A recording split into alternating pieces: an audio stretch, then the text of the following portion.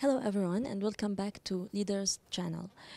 The U.S. ambassador is ending his 3 years mandate. Today, we have the chance to interview him. Mr. the Ambassador, what are the 3 significant memories that you will take with you when leaving Tunisia?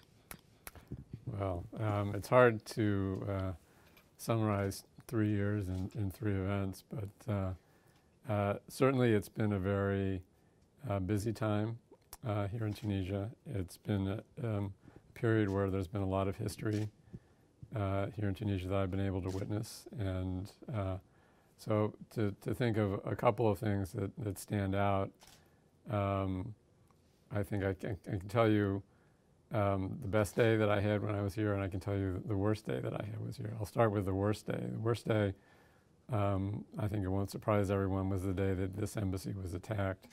That was September 14th, 2012. It was obviously very difficult for all of us that were inside the embassy when there was this crowd trying to burn down the buildings. It was something that we hadn't expected. It isn't something that we've seen before in Tunisia's history. But fortunately, we were able to withstand the attack, and the embassy has continued to function ever since. The best day since I've been here, I think, was the day that the Constitution was passed by the Constituent Assembly. I remember I was at home, and I turned on the television to see what was happening. It was late at night, and I turned it on just as the final vote was taking place, and all of the members of the Constituent Assembly stood up and held up the Tunisian flag and sang the national anthem. And it was very moving. Even just being at home watching it, it was very moving. But I'm sure that for all the people that were in that room, it was very moving, and also for all of the Tunisian people, who I think should be very proud of what they saw. Those were two memories that stand out. Also, of course, the visit of President Kais Saied to Washington and his meeting with President Obama in the Oval Office, where I was with him for that. That was a very important event, also a good memory for me. And even the year before as well, the visit of Prime Minister Joma to Washington, he also met with President Obama. So those are, I guess, 4 events that stand out for me. Okay, so we all know that you went through very difficult moments.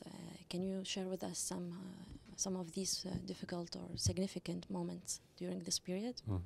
Well, as I said, the worst the worst day was the day the embassy was attacked, and I think you'll recall that that attack happened 3 days after the attack in Benghazi, where my friend and colleague, Ambassador Chris Stevens, was killed. So it was also a period where there were attacks on other embassies around the Middle East. So it wasn't a complete surprise to us that 3 days later, on Friday, there would be some sort of demonstration here at this embassy. We were prepared for it. We had sent most of the employees home, but there were still about 100 people here, Americans and Tunisians.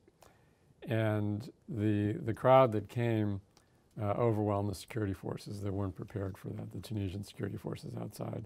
And very quickly, the crowd was able to come over the wall, get into the compound, and they did a tremendous amount of damage.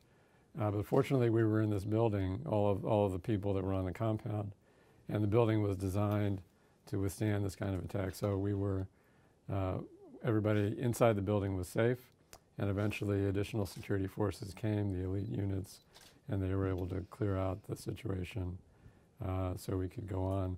But there was a lot of damage, and it took us a long time to rebuild, and it's still taking us time just to get back to the way things were before, and we're still working on that. Mm-hmm. Ambassador Wallace, these specific moments at the political level about the democratic transition, about this government coalition, was it easy for you? Well, obviously over 3 years there was a lot of different activity. The most significant of it, I think, was towards the end of 2013, the second half of 2013. And that period, I think, began with the protest after the assassination of Mohamed Brahmi. And there were protests at the Bardo every night. My role at the time was really going to visit the different political leaders and encouraging them to find a solution to the political crisis.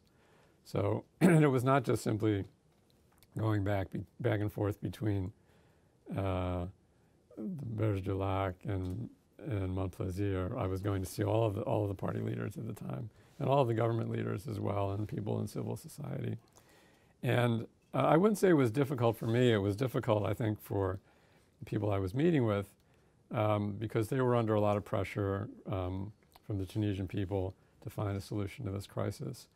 And my message at the time, and this is the same message that I think they were hearing from the Europeans and others, was that there needed to be a compromise, that there had to be a solution where not everyone got everything they wanted, but everybody got some of what they wanted, so that there would be a compromise, there would be a consensus on the way forward. And it took a long time. It took about 6 months. And I think only when all of the political leaders looked around and saw the alternatives, they saw the situation in Libya, they saw the situation in Egypt, and they knew that those were not the sort of things they wanted for Tunisia. They didn't want the military to come in. They didn't want chaos in the streets. I think when people saw what those alternatives were, they came to the conclusion that they did have to compromise. It was in the country's interest, but it was also in each party's interest to find a solution to that. And that led us into a situation where they were able to agree on a new constitution. It was ratified, as I mentioned. There was a transition of power, a peaceful transition of power, where an interim government took over, and later in 2014 there were the free and fair elections. So the outcome was very good, and I think it was mostly a case where the Tunisian leaders themselves came to the conclusion they had to do that. Our role was simply encouraging them as they were making these difficult choices.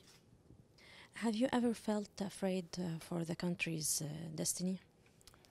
I think in that period that I was just describing, in the second half of 2013, I was concerned, and I think most people in Tunisia were concerned as well that there wouldn't be a political solution, and Tunisia would follow the path that we've seen in these other countries around the region. But as I said,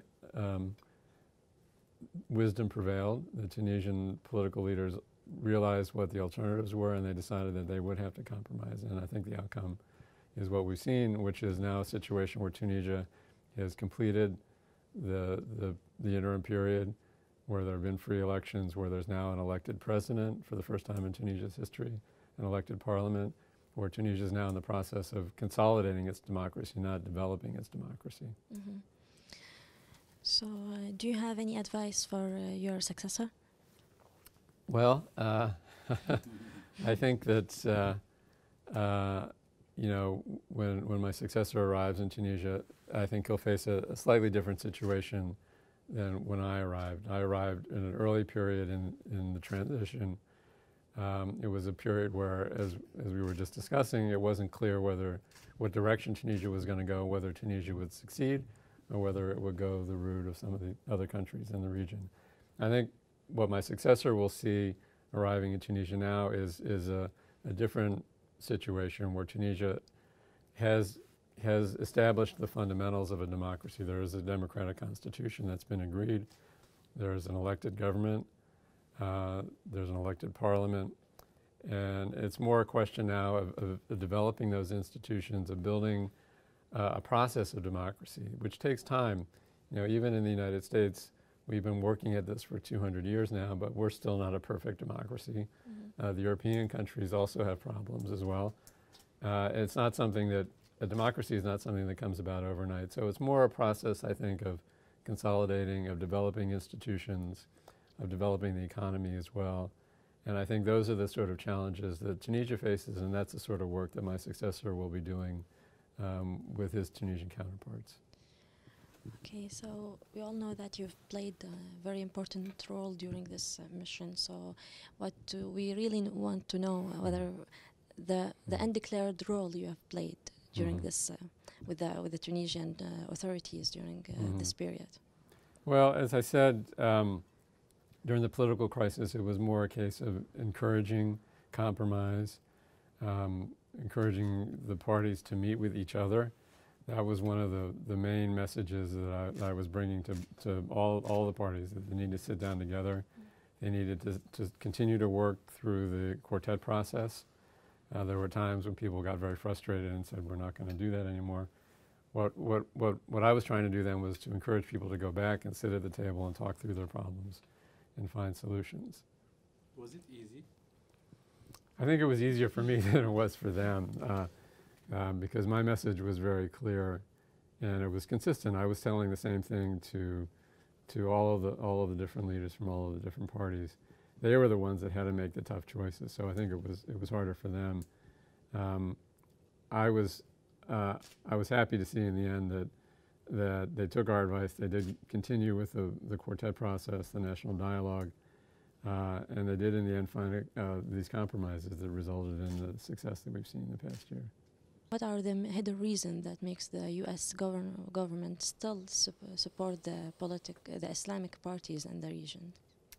Well, I wouldn't say that we support the Islamic parties or the secular parties. Our support is for democracy, and that was part of my messaging in 2013, and it's part of our message now, that we weren't favoring any party, we weren't urging any particular party to take over power. What we were looking for is to establish a democracy here. So first of all, that was the Constitution, and to find compromises for the issues that people were discussing: women's rights, the role of religion in society, things like that.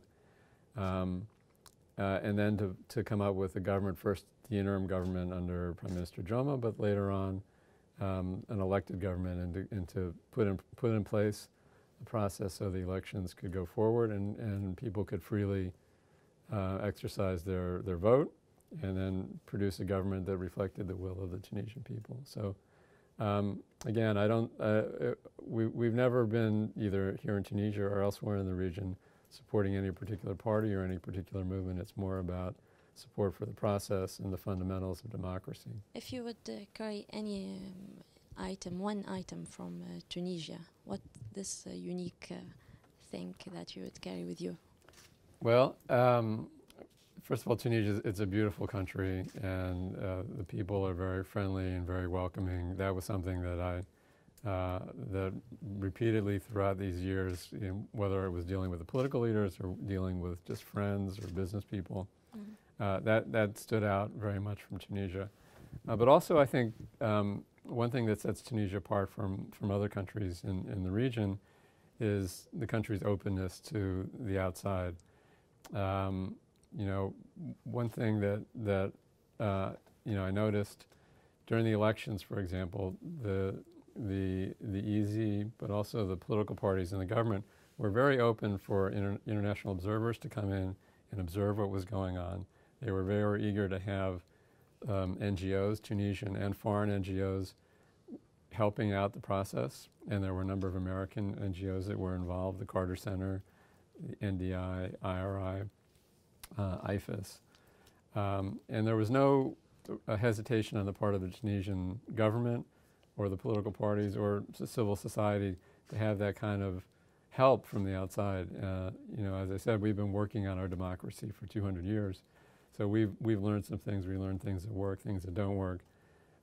And we think that some of those insights are valuable, not to impose our system on Tunisia, but to offer our experience. Yes, but in your luggage, if you have to carry one item, what it will be? In my luggage? You mean physical? In my luggage? Well, small. Actually, I didn't do a lot of shopping in Tunisia. That was the one thing I didn't get to do. I had wished I had been able to travel more around the country, but the work seemed to be focused very much here in Tunis. So I didn't actually do a lot of shopping. But someday I'll come back as a tourist and I'll go to the souk in Sidi Bou Said, and I'll go to the Kasbah here in Tunis, and I'll buy some things to remember the place by. Can you tell us about your next destination, Sure. diplomatic destination? Yeah. Sure. Well, this is my last week in Tunis. I'm going to be going back to Washington. I'm going to continue working in the State Department, and I'll be working there in the office that's responsible for counterterrorism. This has become a top priority, not just for the United States, but it's a priority here in Tunisia. It's a priority around the world. So I'll be working on issues including the phenomenon of foreign fighters, foreigners that are going to fight in Syria, in Iraq. Tunisia has a large number of foreign fighters, so I think I'll be continuing to work with some of my Tunisian colleagues in this new role as well. I'm looking forward to the new job, and also I'm looking forward to going back to Washington, being back in the United States again after my years overseas. What are you expecting from the National Conference Counterterrorism that Tunisia will organize next October or November? Mm-hmm. Well, I think it's an important initiative. I think it will demonstrate that the country is committed to fighting against terrorism and to bring all the elements of society together to work on this problem. It is primarily a security problem, and it's important to that the security forces do their job, and of course the United States and other countries are helping them with that. But the problem is broader than just a security problem. There's social problems in this country, there are economic problems here. And because of that, there's been a large number of young men who are looking, who don't see the opportunities here that they should. They're not finding jobs. They don't have the resources to get married and raise a family, so they're looking for alternatives, and jihad is being offered to them as an alternative. And I think you can't fight this problem simply by security means. You have to deal with the economic problems, you have to deal with the social problems. So I think that's an important thing that needs to come out of this conference as well, that the country takes a more comprehensive approach to dealing with the problem. So how can you describe these national figures? Yeah, like Munsaf Marzouki. Mm-hmm. Well, I've been here for 3 years. I've dealt with 4 different governments, 4 different prime ministers, 2 different presidents. I've dealt with the leaders of maybe a dozen different political parties. I've dealt with business people, with civil society, with ordinary Tunisians. So I wouldn't, single out any of them in particular. Everyone I've worked with has come with a slightly different perspective. There was an election campaign where the parties competed with each other, where the 2 candidates, there were I think 35 presidential candidates, and then eventually there were 2. They competed with each other. They presented their different views. I met with all of them, and to learn what their views were. That's part of what the job of an ambassador is to report back to Washington, to our capitals, what's going on here. But it's not our role to interfere in the political process, and it wasn't my role to have a favorite among the parties or among the candidates. So I was very careful about that as well. In one sentence or a few words, if you have to qualify, for example, President Marzouki. Mm-hmm. Well, I'd say this, and like I said, I've dealt with 2 presidents. President Marzouki, his background was human rights. He was a human rights activist before the revolution. He was exiled before the revolution. He came back. So his perspective was of human rights, and his background was in resisting the dictatorship. President Kaida Sepsi has a different background. He was a political figure. He served in many governments over the years. I think he had every position in the government. He had been prime minister. He'd been the president of the parliament. He'd been foreign minister. He'd been defense minister. So he brought a different kind of experience. He was more aware of how the governments run and how governments function. So those are two different perspectives, and that was what I took away from them. You mentioned Marzouki, Manbajak Sepsi, Ali Laraya, Mehdi Jama, Rashid Ghannouchi, but very quickly. Well, they're all friends. They're all people that I worked with as well. Yeah. Joma, I think, played a very important role as well, because he came in right after the political crisis, and he and his team contributed a lot to providing stability in the country. and creating a situation where elections could proceed safely and the people could vote freely. So I think that was important, and we had a very good relationship. Rashid Ghannouchi, I met him very early in my tenure here, and I've continued meeting with him throughout. He's played an important role throughout this period in finding a consensus, finding compromises, finding solutions to the problems. And I think without his support, Tunisia wouldn't have the democratic constitution that it has today, wouldn't have the elected government that it has today.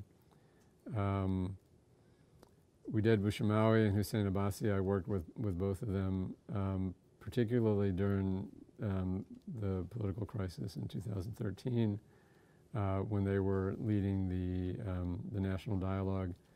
I think they played an important role, and I think they show the role that civil society can play in a country. This is something that Tunisia has a very strong civil society, and when there was a crisis among the political parties, the UJTT and Utica and the other NGOs were able to step in and provide a little stability to the process, convene everybody around a table, and they played an important role as well. And I think their role is different now. I think they're now playing a more traditional role. Abbasi, of course, leading the UJTT, and Widad Bouchamawi leading the Utica. Those are important roles as well, and I think as Tunisia begins to deal with its economic challenges, they will have an important role to play as well in finding solutions to allow the economy to reform itself and to grow as well. I left Ali Lareid. I know him both when he was Minister of Interior and he was the Prime Minister as well. He governed the country in a difficult period, which was right during this political crisis, and I think he showed the wisdom as well when the time came to make possible a peaceful handover of power, when that was what was agreed within the national dialogue. Without his cooperation in that process, I think that would not have worked as well as it did. So each of these people, as I mentioned, played an important role, different roles, but all of them played important roles in producing the outcome that we've seen. And Mohsen Marzouk? Mohsen Marzouk. Mohsen, I've known him for a long time as well. He, I knew him first as sort of the right hand of Beji Caid Essebsi when Beji was the leader of the party, and when he was the candidate. Then I knew Mohsen as an advisor to the president after the election, and now I know him, of course, as the Secretary General of Nida Tunis. So in all of these different roles, we work closely together. He's played an important role as well in finding the political solution that resulted in the handover of power, and then ultimately allowed the elections to go forward. We had the chance to interview you once you came on your mission to Tunisia. You were very optimistic for the Tunisian future. Are you still optimistic? I'm still optimistic, although I think my analysis is a little bit different now than when it was when I first came here. When I came in 2012, it was a very early part of the transition. It was very soon after the revolution. There was still a lot of optimism, not just about Tunisia, but about the Arab Spring. In those days, we referred to the Arab Spring in Egypt and Libya and other places. And when I came here to Tunisia, I was focused more on the economic issues. We were planning then to establish a mission for the Agency for International Development, our aid organization. We were looking to bring the Peace Corps here to Tunisia. So my optimism sort of came from that larger spirit of the Arab Spring, as we talked about then. As we've discussed over the last 3 years, events have evolved here in Tunisia in a different way. Security has become a bigger issue. There have been terrorist attacks, not just on this embassy. There were the assassinations of political figures. There have been the attacks in Sousse and Bardo. So security has become a bigger concern. So rather than focus as much on the economy as I had hoped, I've been spending more of my time dealing with security issues. But as I said in the beginning, I'm still optimistic about Tunisia, and I think, as I said, the fundamentals of the democracy have been put in place: the constitution, the elected government, the spirit of compromise and consensus that is reflected in the government, which is comprised of the 4 largest parties in the parliament. Roughly 80% of the parliament is supporting the government. So those fundamentals of democracy, I think, are very important, and I think it will help Tunisia in the future deal with the security problems, deal with the social and the economic challenges that I talked about. So I'm still optimistic, but I think for different reasons than when I came here. So do you have any final message you want to give for Tunisians? Well, I think it's important to stay the course on democracy. You know, as I said, the fundamentals are in place, but it's a long process and it's a difficult process, and people need to be patient. People need to understand that democracy doesn't come about overnight, that economic problems and security problems aren't fixed overnight. It requires a lot of work, not just by the government, but by civil society, by individuals as well. You know, we saw this case a few days ago in France where there was someone who tried to attack people on the train, and it wasn't the security forces that responded. It was passengers on the train that took the initiative themselves to tackle the terrorist and to take away his gun and to restrain him until the security forces could arrive. So that's, I think, a message as well, that individuals in society have a responsibility as well to step in, to contribute, and people can do it in many ways. Doesn't mean everyone has to stop a terrorist, but people in their lives, in their jobs, in their interactions with other ordinary people can contribute to the success of the society, can contribute to the democracy here in Tunisia, and I think that's a message that I would convey as well. Thank you so much, Mr. Ambassador. Thank you for your time. Thank you.